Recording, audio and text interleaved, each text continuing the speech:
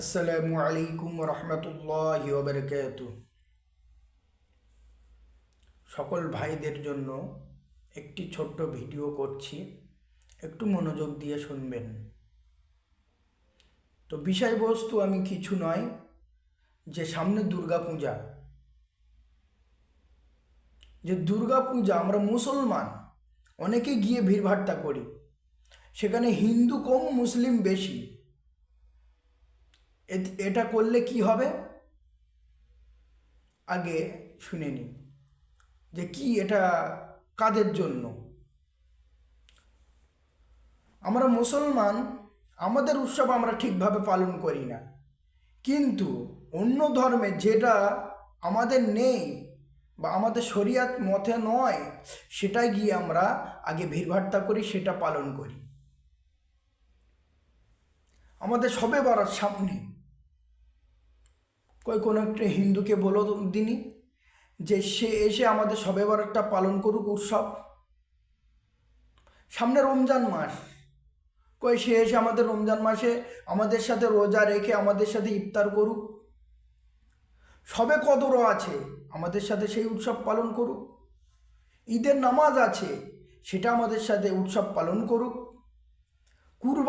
কুরবানির গোশত আমাদের সাথে খেয়ে, আমাদের সাথে চামড়া ছাড়িয়ে, আমাদের সাথে গোশত টুকরো টুকরো করে একসাথে হাত লাগিয়ে কাজ করে আমাদের সাথে সেই গোশত খেয়ে তাকে বাড়ি যেতে বলো,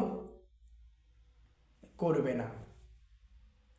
আবার আমরা মুসলমান এমনভাবে বলি যে ধর্ম যার যার, উৎসব সবার। এটা কিভাবে বলি? যদি তাই হয় তাহলে বিবি যার যার, বউ সবার। দোকান যার যার, খাবার সবার। জমি যার যার, ফসল সবার।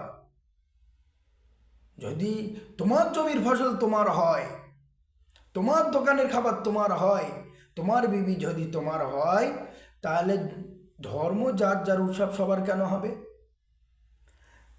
যার ধর্ম তার উৎসব, এটা অন্য কারণ নয়, সবার জন্য নয়। যার ধর্ম সে সুন্দরভাবে পালন করবে, সুস্থভাবে পালন করবে, এটাই কাম্য, এটাই ভালো দেখায়। আমরা মুসলমান হয়ে অতিরিক্ত বাড়াবাড়ি করব না। কিসের জন্য আমরা দুর্গাপূজায় যাব? লজ্জা লাগে না আমাদের?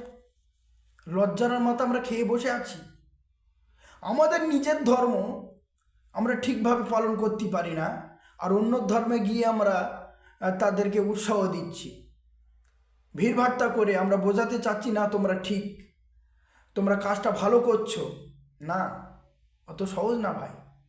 আমরা মুসলমান হয়ে সেই কাজ, আল্লাহ যে আমাদের কাজটা দিয়েছে, সেই কাজ আমরা ঠিকভাবে করতে পারি না।